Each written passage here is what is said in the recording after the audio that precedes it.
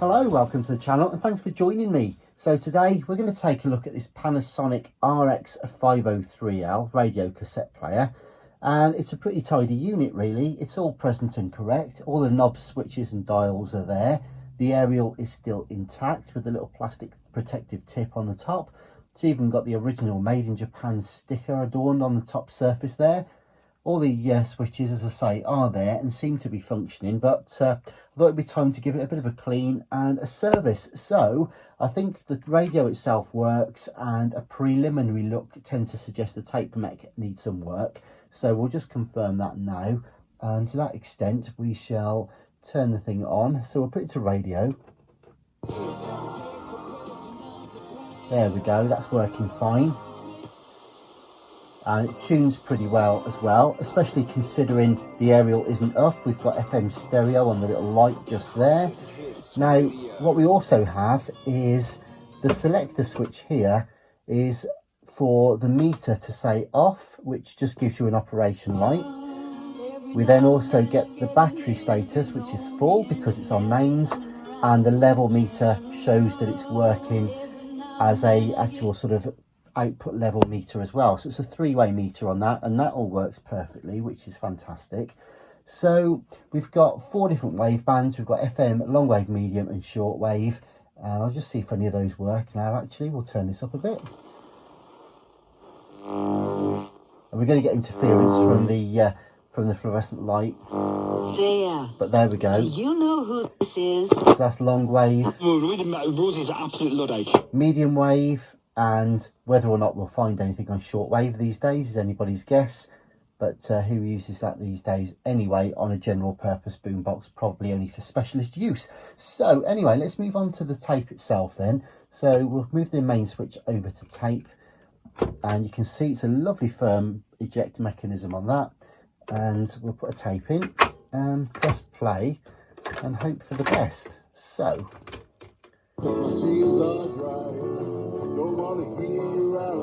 okay, well that's definitely slow, so we'll just press fast forward, and that is working. The counter's going round, and rewind. That seems fairly strong as well, so play.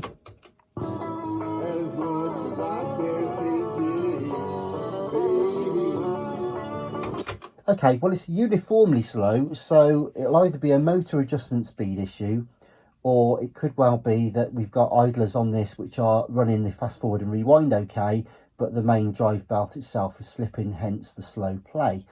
So doesn't look like we've got too much to do on this one. I think really just get it apart, give it a clean, sort the cassette mech out, change the belts and go from there. So without further ado, as they say, let's get this thing open. So the first stage will be to access any screws that need to come out. So none in the battery compartment, although you can see the original colour of the plastic there. You can see where it's aged. So let's get these screws out.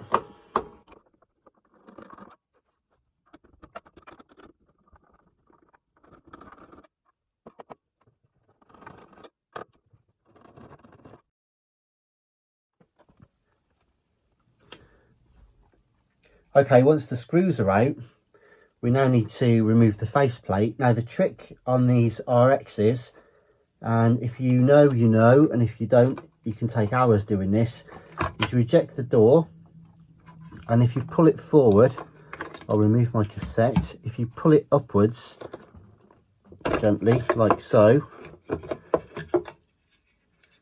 it actually comes away, and you may see the little lug holes, as it were, there. So that's actually come away now. Now that's actually to allow you to access the head, the pinch roller, the capstan, all that kind of stuff.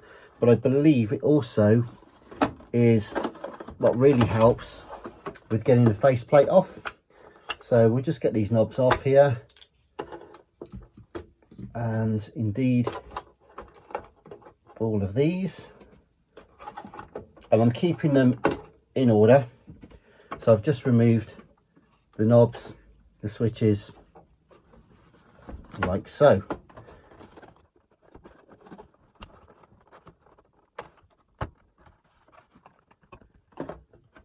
Okay, so with the 6 screws removed from the rear of the unit, 1 multi-plug just there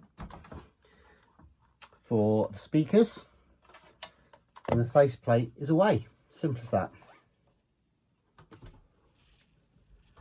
So now we've got access to the main assembly unit here, and I'm just going to check the belt condition. Yeah, it's intact, it's not sticky, which is good. Feels a bit dry, so it's probably slipping, it's probably just old. So let's figure our way into this little bad boy then. So there are, I think, 4 screws for the mechanism, 1 by the motor, 2 and 2 underneath this dial gauge here. So we'll remove that first and then get access to the mech screws.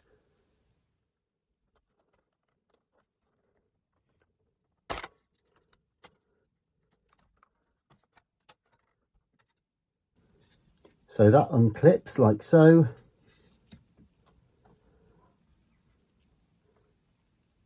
And then access to the mech is via 4 screws here.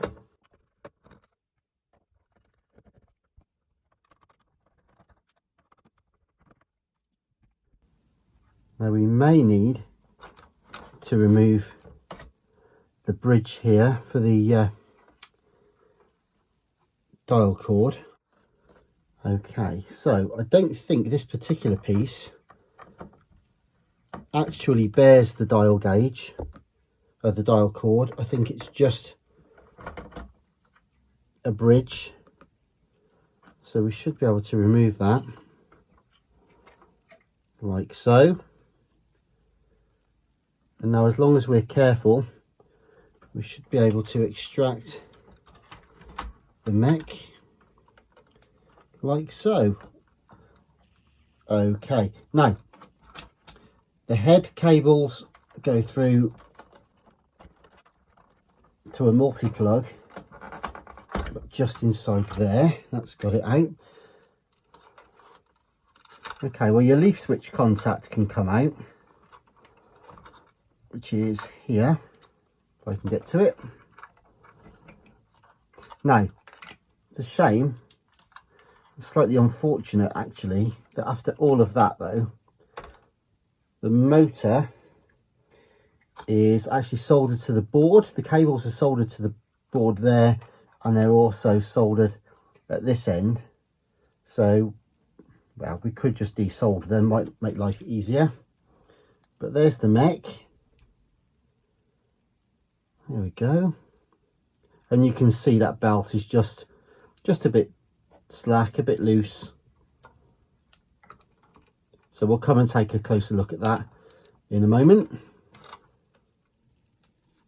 So I think I will desolder the motor contacts,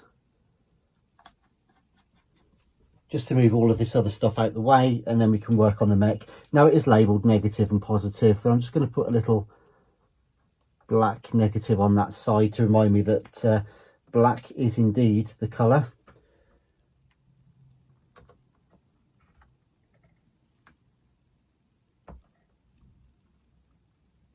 There we go. So just carefully, yep, that's it, the mech is away. So I'll just bring you in to take a quick look around the inside of this, and then we'll get that belt changed. So here's the inside of the Panasonic RX5030, and you can see there's plenty of space actually. You've got the rod antenna there with the tuning cap and the various IF stages and the mixer chip. Yeah, it's fairly easy enough to work on, but we don't need to do anything with the radios, that's all good. We can also see these battery contacts are in decent condition as well.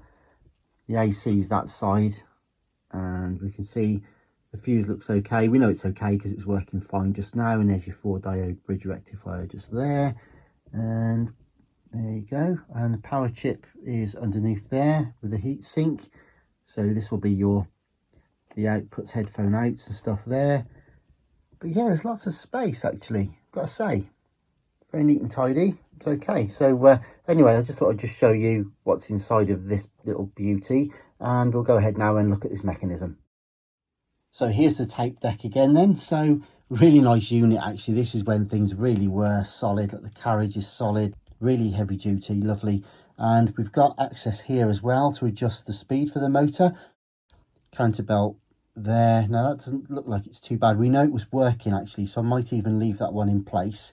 It feels okay, the tension's okay for a counterbelt, and we know the counter was working okay, so I'll probably leave that one be. I will probably put some rubber renew on this idler here, just in case.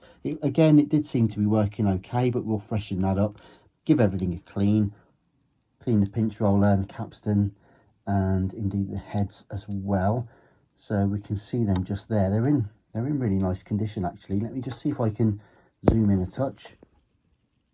Yeah, nice, they're okay.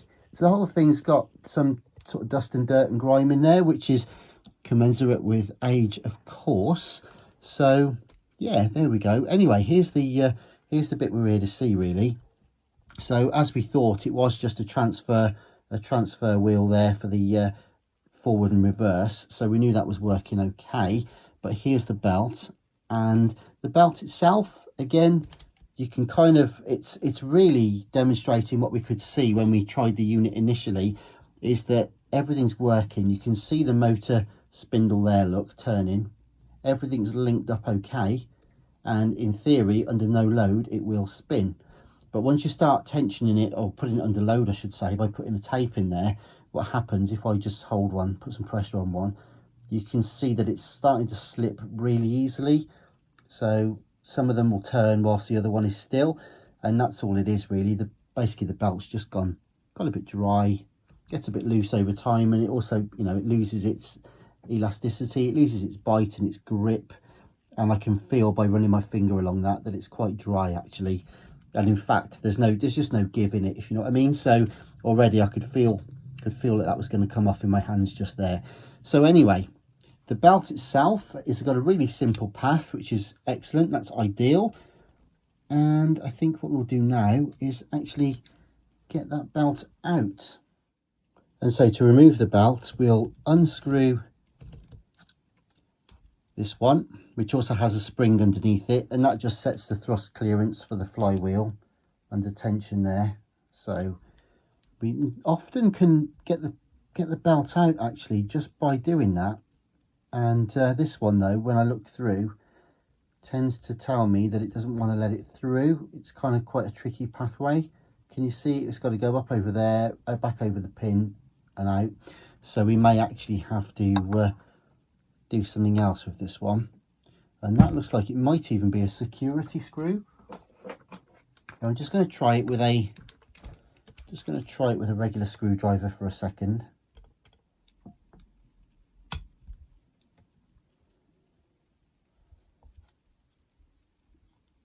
Okay, now I've just loosened that a little bit because I could feel, there we go, that's all it needed. It hasn't got to come out in its entirety. It's under quite a bit of spring pressure there actually, as you can probably see, so there's no need to undo it totally. That's great. Anyway, here's the belt, and so as I say, nothing wrong with it per se.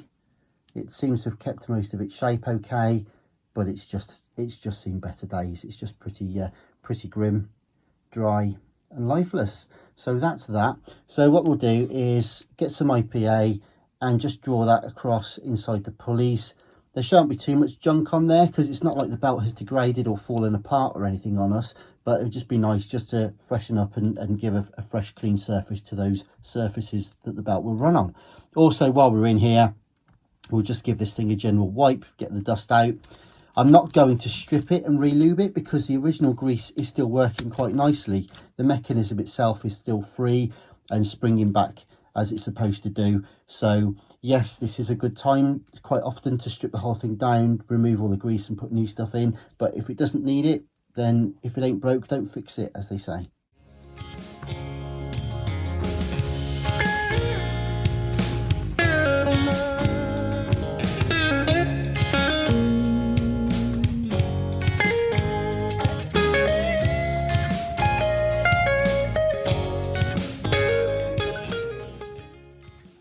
And there we go.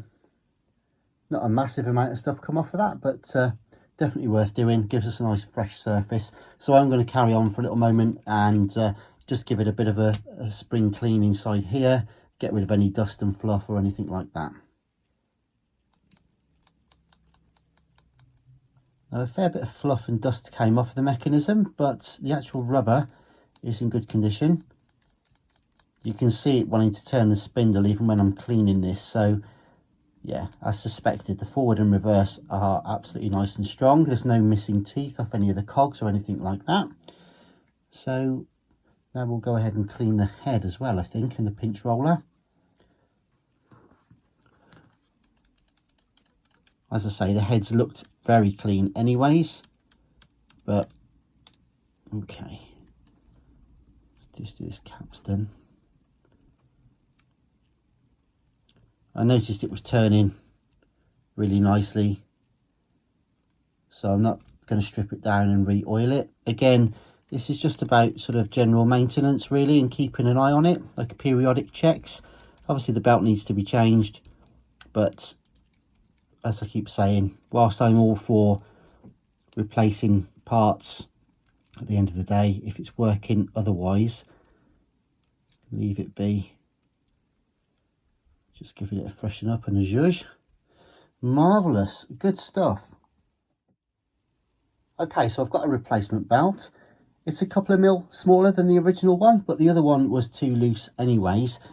I use these guys in the UK, fabulous service and really decent quality belts. Now, I can use like multi-pack cheap belts and stuff on small, low value items and things that are quick and easy to change. But given that this one is a bit more, say, labour intensive, that we don't want to be messing about with changing belts if they're not giving us the performance we want. If you're getting wow and flutter and things, obviously then that's no good to us. So what I'm just going to do is run this belt on like so and just spin her up a few times. As I say, you can use cheap multi-pack belts and they will fit, but by the time you've got this sort of wow and flutter and everything else that goes with it, it's a false economy really. Now, I use them for emergencies, and I might have mentioned in other videos that I use the cheaper belts for gauging sometimes if a belt has completely deteriorated, or it's, you know, turned to goo, or you haven't got a reference for it, or you're trying to map out where different belts go. I find them great for that sort of thing, and then just go and order up a decent quality one when you actually want to fit it proper. But there you go, so that one's on. I'm happy with that. So we'll get these screws back in, and then that should be that.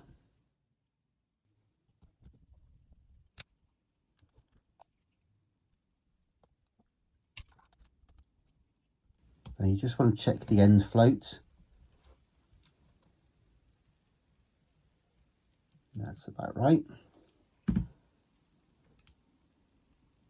I haven't got the actual spec to hand, but you get a general feel. It's normally about 1/10 of a millimetre, something like that. There we go. Good stuff. Right, okay, so we've cleaned the heads, we've cleaned the capstan, the pinch roller, we've got the new belt on, we've given it a general clean over. So now is the time to get this thing back in. Okay, so we get the mech in, and we want to make sure that the cables are out of the way, don't damage the dial cord, and make sure it seats in the correct place, of course, so that it doesn't interfere with anything, and so that the erase switch works as well. Cables going through.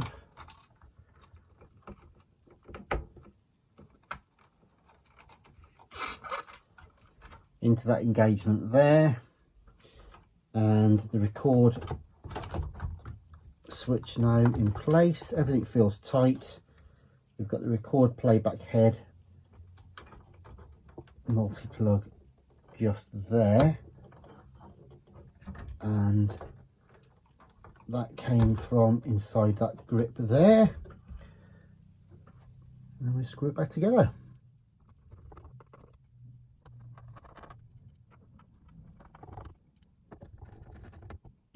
Next, to solder the wires back on to the motor there.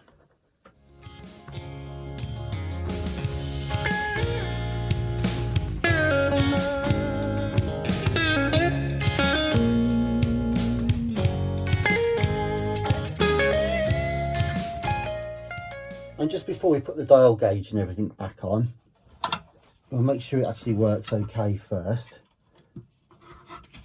So the first thing I'm going to do is connect the speakers back up. And we'll get some power in. And there's the radio. And now you want the tape. So the tape is selected, and we'll put the cassette in and press play, whichever one that is.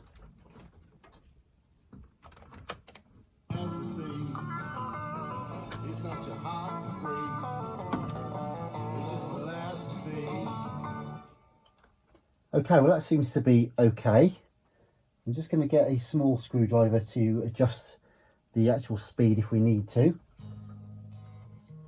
The price they pay.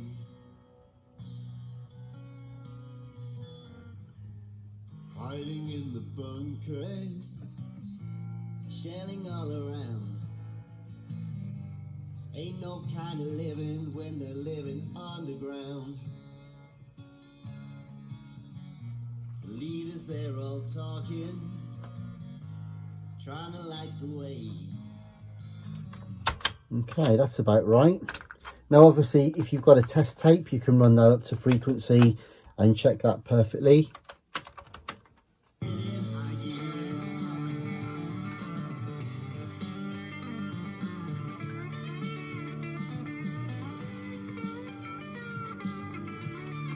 But I'm happy with that, so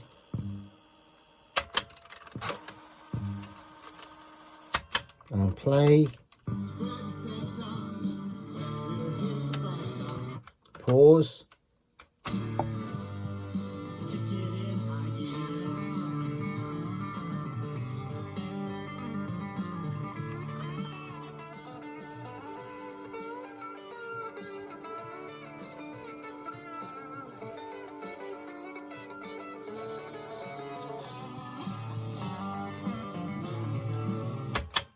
sweet, I'm happy with that. So I think what we'll do now is we'll get the dial gauge back on and get it all back together again.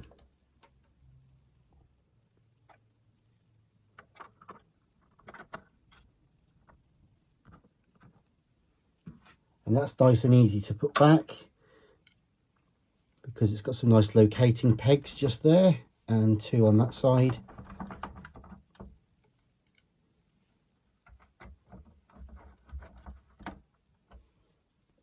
And then we snap this back in very carefully.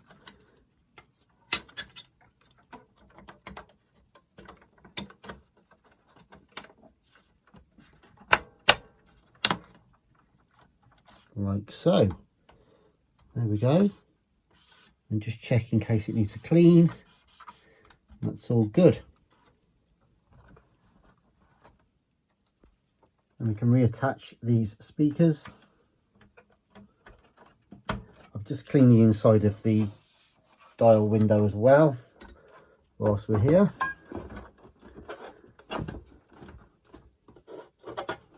And we can basically get all of that back together. We'll give it a clean the knobs and switches, and that will be that.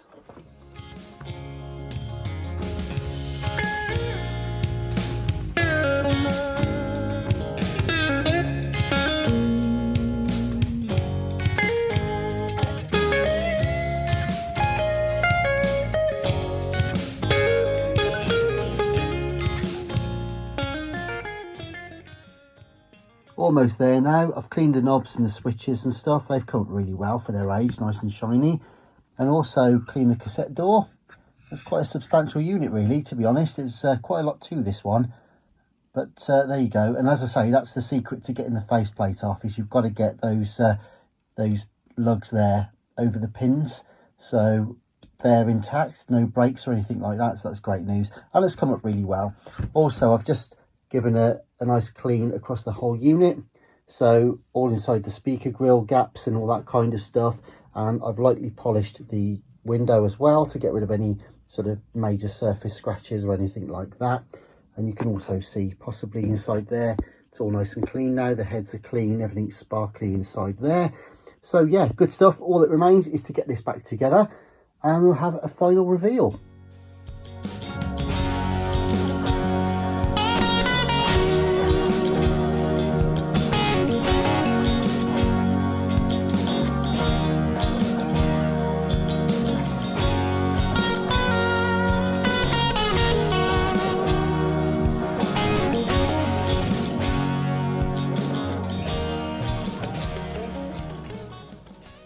So here it is then, the Panasonic RX5030L, all the way from 1981, but doesn't look like her 42 years, in great condition. To be fair, there wasn't much wrong with this really when I got it in. It was really the tape mech that was problematic. It was a bit laboured on fast forward and rewind, but not too bad. But the tape speed was definitely slow. It was definitely dragging. But the rest of it was okay. I mean, the knobs and switches are all intact. It's in beautiful condition. Yes, there's a bit of age-related yellowing on the back, but to be honest, if it wasn't for that, you'd think it was almost a brand new unit. It's that clean. It's lovely. So definitely worth getting back up and running. And all we really had to do in the end was give it a bit of a tape deck service, give it a bit of a dust and a clean the heads, the capstan and the pinch roller, change the belt. Got the original one still here. As I say, it hadn't fallen apart entirely, it had just gone dry and loose, and that was what was causing the slipping and the slow playing. So we put a replacement belt on and reset the cassette speed. Yeah, fantastic. Given it a good clean, good polish, polished the aerial, and there she is. So I think it might be time to give it a quick try. What do you reckon? So we'll put it onto radio.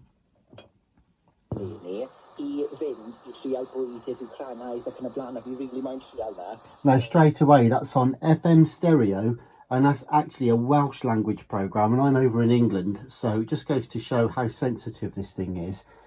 So let's have a look.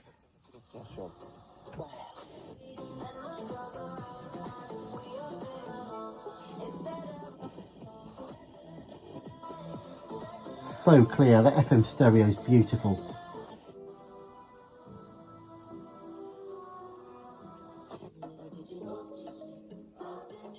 I mean, I could go on and on. It's so sensitive, but so selective as well. There's no noise in between. You're just getting these beautiful radio stations coming through, and that's fabulous. So there we go then, that's the radio. And I know that the long wave, medium wave are all working nicely as well. So what we'll do now is we'll put a tape in, and here's that cassette door that we spoke about that needs to come away to get the front plate off. So we'll just press play now and see what happens.